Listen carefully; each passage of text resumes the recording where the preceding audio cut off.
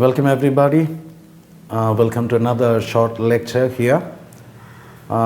Today I'm going to tell you something about some famous wars which had profound influence or impact upon the English literary history.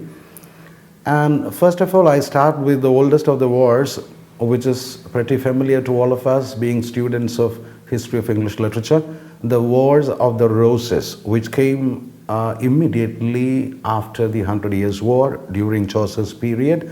So I begin with the War of the Roses, which is the name given to a series of bloody civil wars for the throne of England between two competing royal families, namely the House of York and the House of Lancaster. Both belong to the age-old royal family named Plantagenet family. So both of them belong to the Plantagenet family, and these two royal families had, engaged themselves in a bitter struggle for the throne of England, for becoming the monarch of England. These wars were waged between the 30 years spanning between 1455 and 1485, and it got its name, the War of the Roses, because the white rose was the badge of the York family and the red rose was the badge of the Lancastrian family. After 30 years of prolonged, protracted wars and manipulation, horrific carnage or brutal butchering of people, thousands of them, and brief periods of peace, the wars finally ended, and a new royal dynasty called the Tudor dynasty finally emerged as the monarchs of England. It all began, the War of the Roses emerged, or it started with Henry VI as the King of England, who succeeded his father Henry V when he was only just 9 months old. In 1445, when he grew up, Henry VI married Margaret of Anjou from France, who was a very strong-willed woman whose ambition and political savvy overshadowed the abilities of her husband, whose interest in politics was very weak, because he himself was a very weak ruler, and his court and his rule were characterized by rampant lawlessness and corruption, and this gave an opportunity for the power-hungry nobles and kingmakers to plot behind the king's back.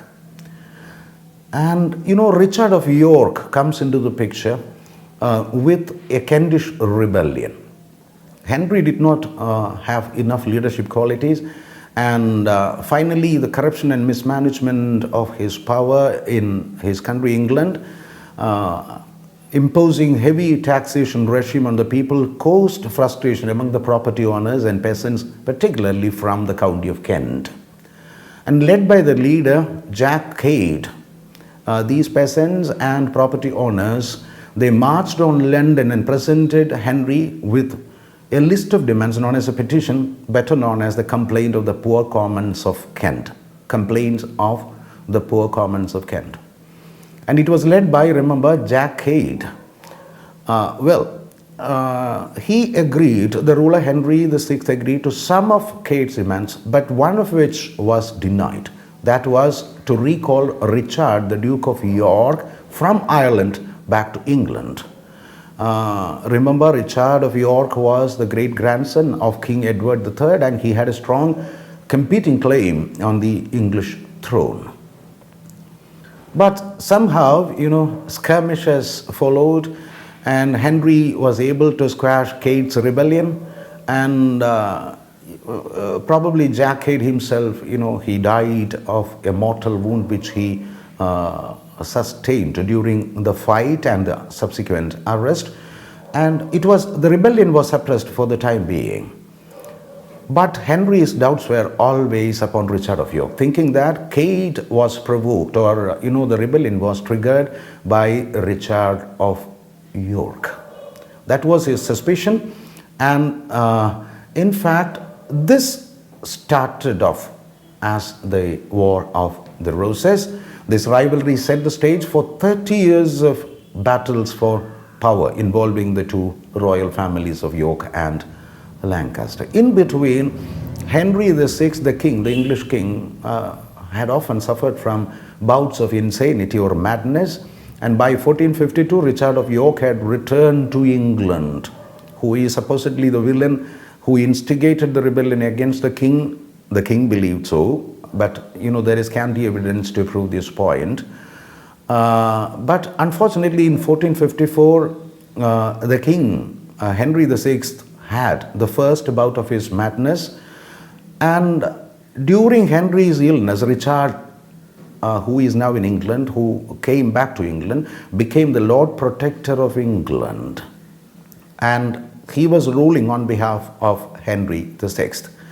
But soon Henry recovered from his spell of insanity, and which resulted in a series of battles between the forces led by Richard of York and Henry VI, ably aided by his French wife of Anjou, Margaret of Anjou.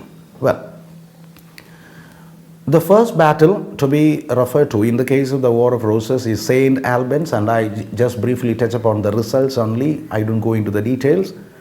The Yorks took Henry prisoner, and Richard became Lord Protector of England. Queen Margaret and her young son, fearful of their lives, went into exile at the end of the Battle of St. Albans. There are two battles. This is the first Battle of St. Albans. Well, the second battle, which is connected with the War of the Roses, you just remember the name, the Battle of Blore-Heath. And in this battle, though, outnumbered by half the York army, or the army under Richard, they soundly defeated the Lancastrians, though they were very, very small in size. And then came the battles of Ladford Bridge and Northampton. And we have to remember that the end result of these two battles was that the Yorks easily won the battle and captured King Henry, as Margaret the Queen fled once again. So he was taken prisoner. Henry VI, the king, was taken prisoner at the end of these two battles. Now comes another decisive battle connected with the War of the Roses, the Battle of Wakefield.